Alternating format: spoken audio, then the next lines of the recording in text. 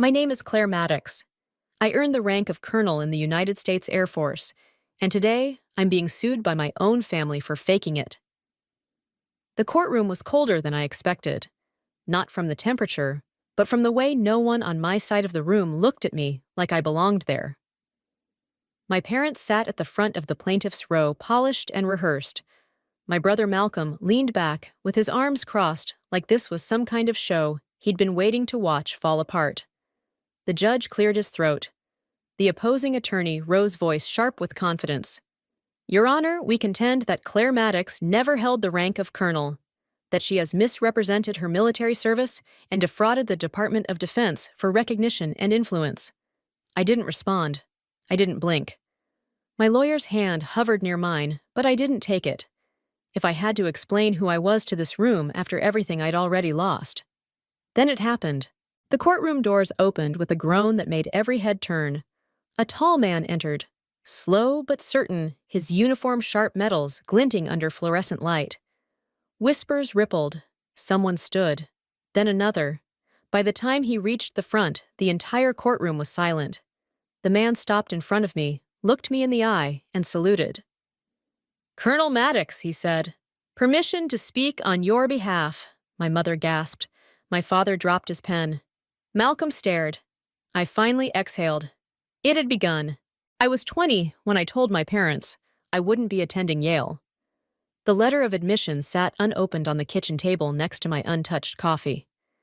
Across from me, my father adjusted his watch like the news had merely delayed his tea time. My mother didn't speak at first. She just stared at me, blinking slowly, as if I'd said I was joining a cult. I enlisted, I said quieter now. Air Force. My father scoffed. People like us don't enlist. We lead institutions. We build legacies. I remember that exact sentence, because it clung to me for years, like smoke in my lungs. Malcolm didn't even look up from his phone. So, you're running away in uniform now. That was the last time we all sat at the same table. They didn't come to basic training graduation. They didn't send care packages. They didn't write. When my name appeared in a press release 5 years later, after a major logistics operation in the Pacific, my mother issued a one-line email. We saw the article. Hope this phase brings you clarity. It wasn't a phase. It was my life. And I built it alone. What they didn't know, what I never told anyone, outside the ranks, was what happened in Nairobi. A covert joint operation had gone sideways. Our convoy was ambushed. Communications blacked out. One of our generals, Lewis Kerrigan, was wounded and unconscious. With no orders and chaos erupting around us, I assumed command. We made it out, every single one of us. But the report, the heroics, the actual truth, it was buried under layers of classification. I signed an NDA that day so airtight it might as well have been sewn into my bones. I didn't care. We survived. That was enough. Or at least I thought it was, until the lawsuit arrived. A legal summons. From my parents, claiming I falsified my military credentials, forged internal documents, and manipulated government resources to fake a rank I hadn't earned. The first time I read the charges, I sat in my living room in silence for a full hour. Then I stood, took off my uniform jacket, folded it on the couch, and just stared at it. They didn't just want to humiliate me. They wanted to erase me. And they knew exactly where to strike. The rank of colonel isn't just a title. It's trust built over years of leading through hell. But to civilians who've never worn the weight of command, all it takes is one seated doubt, and everything you've done becomes maybe she faked it. My lawyer, Rebecca Lynn, was calm. Too calm. She said we could settle, apologize for confusion, agree to a sealed correction. I stared at her for a long time before answering. If I lied to make this easier, then I never deserved the rank to begin with. She studied me, then nodded once. Then we fight. But understand, without classified clearance, there's no record of that mission. To the court, you'll look like a ghost in a borrowed uniform. I smiled. Oh, just barely. Good, I said. Let them underestimate me. They've done it before. That night, I opened a box I hadn't touched in years. Inside were handwritten notes from Air Command School, a folded flag from a funeral no one in my family had attended, and a photo, me aged 26, dirt on my face, standing next to General Kerrigan in a makeshift outpost somewhere between despair and daylight. His hand was on my shoulder. We were both still breathing. I placed the photo back in the box. This time, I wasn't defending myself. I was defending everyone who ever served quietly, got passed over, and kept showing up anyway. And I'd do it the hard way alone, if I had to. 3 days before the first court hearing, my brother gave an interview to a local podcast. She always needed attention, Malcolm said. Even as a kid. If I got an A, she had to get an award.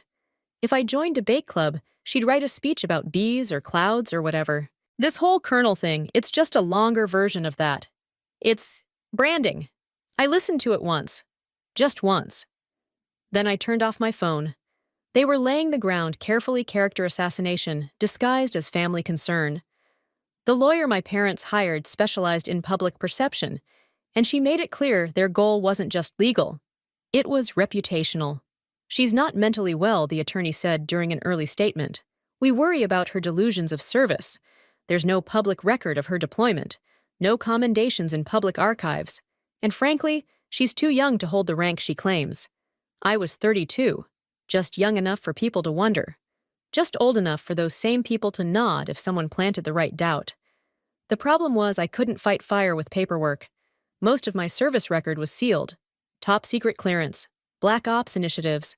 Even my commendation after Nairobi was locked under executive review.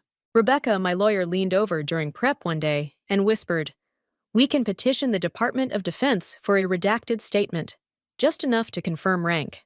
I shook my head. Even redacted, it'll break the seal. That's not mine to risk. She hesitated. "Claire, they're calling you a fraud." I looked up from the table. So let them. There are moments when silence is not surrender. It's discipline. I wasn't going to unseal a covert operation and risk lives just to win a lawsuit from people who never showed up for mine. Instead, I prepared the only way I knew how, by remembering. In the weeks leading up to court, I ran drills alone in my garage. Not physical ones, mental. I replayed every mission where someone doubted me, and I didn't flinch. I remembered being the only woman in a freezing command tent watching 3 men debate a plan they later credited to each other. I remembered sitting across from a dying local informant in a ravaged town and hearing him say, "You listen like no one ever has," and meaning it. I remembered my CO whispering, "You have more spine than most generals," then leaving me behind on promotion day. So when the court finally convened and I took the stand, I wasn't angry. I was steel. The opposing counsel began casually, almost sympathetically. "Colonel, if I may call you that, can you tell us what year you were promoted?" I answered simply. 29. "Yet there's no publicly available promotion order under your name." "Correct. No ceremony photos." "Not for that kind of assignment." The attorney walked slowly in front of the jury, flipping pages. "And you can't provide any documents today confirming your deployment?" "No." "You can't provide names of commanding officers, no?" "Can you confirm the code name of the mission you say you led?" I paused. "No," I said again clearly. She raised her eyebrows. "So to recap, Ms. Maddox, you're asking this court to believe you with no paper trail, no commanding officer present, no photographs, no medals you can show." I held her gaze. "I'm not asking anything." She laughed softly, like she'd been handed the win. "Then why are you here?" I turned to the jury. "Because I earned what they say I faked. And if keeping it means breaking the code, I swore to uphold. I'd rather lose the title." The courtroom went still. The judge leaned slightly forward, hands folded. Rebecca didn't object. She didn't have to. She knew I'd just said the one thing none of them expected. I wasn't defending my resume. I was defending the oath. And even in that silence, I could feel it. They weren't sure what to do with someone who didn't beg. They weren't ready for a soldier who fought without raising her voice. But I was. My parents arrived at court dressed like diplomats. My father wore his navy cufflinks despite never having served a day in uniform. My mother's brooch was a gavel made of pearl, a nod to her years on the state bench. The irony would have been funny if it weren't so sharp. They took the stand with ease, as if the courtroom was just another fundraiser or club gala. When asked why they brought the lawsuit, my mother folded her hands, tilted her chin, and smiled softly. "We're concerned," she said, "about Claire's well-being, about the false identity she's created. She's always had an active imagination." I almost laughed out loud, but I didn't move. The attorney led her carefully. "Can you elaborate?" My mother nodded as if this were a PTA meeting. She used to make up stories about commanding armies when she was 12, wore my old black pumps, and called herself General Claire. We thought it was sweet at the time, but now, she's presenting those fantasies as real. My father followed. His voice was calm, dry-clipped. I taught Claire that the family name stood for integrity, that real power didn't need to be broadcast. But she wanted spectacle, rank, glory. He looked toward me, not with rage, not with shame, but with calculation. Like I was a bad investment, he finally had legal grounds to liquidate. Then came Malcolm. He leaned into the microphone like he was on a reality show. She said she was promoted to colonel at 29. You know how rare that is? That doesn't happen unless you know someone or lie. The lawyer raised a brow. So you believe she's lying? Malcolm smirked. Claire's smart, I'll give her that. But she's also desperate to matter. She was invisible for so long, it's like she built this military persona to prove us wrong. I closed my eyes just for a moment. Not because it hurt, but because I needed to lock the pain somewhere it couldn't bleed out in front of them. They thought this was about ego, about being noticed. They had no idea that everything I'd built was forged from the exact opposite a life spent unseen. Back at the table, Rebecca whispered, "They're going all in. Character first, facts second." I nodded, let them strip me bare. There's nothing underneath I didn't choose. By the 4th day of trial, public opinion was shifting. Talk shows ran clips of my family's testimonies with headlines like "Fake Colonel" or "Family Scapegoat." The Maddox name legacy versus lunacy, a decorated lie, veteran groups began to divide. Some questioned why I wouldn't defend myself with documents. Others called me a disgrace. But then came a message. A secure, encrypted file. From an old unit contact I hadn't heard from in years. No names, no mission codes, just a time-stamped image. Me crouched in uniform beside an injured officer, blood on my sleeve, gunfire frozen in the background. A single caption, she held the line. I didn't send it to my lawyer. I didn't upload it to the press. I just saved it. Because it reminded me of one thing no courtroom could touch. Truth doesn't need applause. It just needs to endure. The night before final arguments, I sat alone in my apartment jacket, draped over the chair dress shirt, unbuttoned at the collar. My hands trembled, not from fear, but from restraint. I'd kept every rule, held every line, followed every order. Still, they called me a fraud. I glanced at the envelope I hadn't opened in 5 years. A letter. From him. General Lewis Kerrigan. Written in thick pen, dated the day after Nairobi. I hadn't had the courage to read it, but now I would. And tomorrow I'd bring it with me. Not as evidence, but as armor. The final morning of the trial, the courthouse smelled like wet concrete and old coffee. Reporters lined the steps, their cameras aimed like rifles. I walked past them in full uniform. I didn't stop. I didn't speak. Inside, the room buzzed. Spectators whispered. My parents looked confident. Malcolm twirled a pen between his fingers. The prosecution wore victory like it had already been signed. The judge gave his usual reminders about decorum and restraint. Then he looked to my attorney. Does the defense have anything further before we proceed to closing arguments? Rebecca stood, calmly. Yes, Your Honor. We have one final witness. The prosecution spun around. Your Honor, the witness list was closed. He wasn't on the list, Rebecca replied, because until 24 hours ago, we weren't sure he was coming. The judge lifted his chin. Name a voice echoed from the back of the room. General Lewis Kerrigan, United States Air Force. Retired. Every neck turned. There he was. Dress blues, 4 stars shining on each shoulder, chest full of ribbons. He walked with a quiet power neither rushed nor theatrical. Just present. The gallery went still. One reporter dropped their notepad. Someone in the second row stood without realizing they had. When he reached the witness stand, the judge nodded. You've been sworn, I have, sir. Proceed. Kerrigan looked at the jury, then turned his eyes toward my parents. I was the commanding officer during Operation Silent Covenant, a mission that remains classified due to the sensitivity of foreign partnerships and internal vulnerabilities. The prosecution jumped in. General, we ask that you refrain from discussing any content that violates national security protocols. He nodded. Understood. He turned back to the jury. But I can say this. In that operation, my convoy was ambushed. I sustained a severe injury. I lost consciousness. When I woke up, we were clear, alive, every single member accounted for. That was not by accident. He gestured toward me. It was because of then Major Claire Maddox. My throat tightened.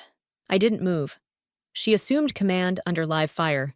She reestablished comms with the secondary extraction team. She directed fire suppression and coordinated medical evac under blackout conditions.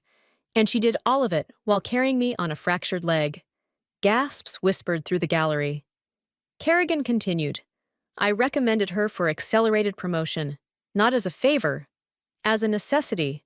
Because I knew this. If I ever found myself in hell again, I'd want her in charge. He turned to the judge. I've commanded thousands. I've buried more than I care to count. But I've only ever written 5 letters of commendation with the phrase, exceptional under fire. Hers was the 6th. He walked down from the witness stand, and then right there in front of the judge, the jury, the press, and the family who said I didn't exist, he faced me. He stood tall, and he saluted. Colonel Maddox, he said, it's an honor. The silence was thunderous. The bailiff dropped his pen. One of the reporters audibly whispered, "Oh my God." My mother's lips parted, but no words came out. My father looked down. Malcolm's pen finally stopped spinning. I didn't cry. I didn't even blink. I returned the salute. Thank you, sir. The judge cleared his throat almost gently. Court will recess for deliberation, but everyone in that room already knew how it would end. Kerrigan turned once more before leaving. Sometimes he said to no one in particular, the people who fight the quietest battles carry the heaviest truth. He walked out without another word, and I stayed standing. Not because I needed to prove anything, but because for the first time in my life, someone had stood beside me and said, she's real. And that was enough. The verdict came faster than anyone expected. Unanimous. All claims dismissed. No evidence of fraud. No grounds for defamation. The court did not simply reject the case, it condemned it. The judge's final statement was brief, but it stayed with me. This court recognizes Colonel Claire Maddox's service as both honorable and lawful. The accusations brought forth were not only unfounded, they were unjust. That word echoed unjust. My family didn't look at me as the gavel fell. Outside reporters gathered like flies. Rebecca asked if I wanted to speak. I shook my head. The truth had already spoken for me in the form of a 4-star salute. I stepped down the courthouse steps alone. They were waiting, of course. My mother approached first, her heels careful on the pavement. Claire, she said softly, we were misinformed. We thought, no, I interrupted. You chose what to believe, you always did. Her lips pressed into a line. She reached out. I didn't take her hand. My father stood behind her arms, crossed eyes unreadable. This could have been private, he said. You made it a spectacle. I turned to him. No, you made it a lawsuit. I made it a defense. Malcolm stayed on the sidewalk, not saying a word. His hands were deep in his pockets, but he couldn't meet my eyes. We're still family, my mother said one last try, voice trembling. I looked at her then, really looked. The woman who once told me to wear something less commanding to a scholarship interview. The same voice that had called my ambition off-putting. The judge's words still rang in my ears.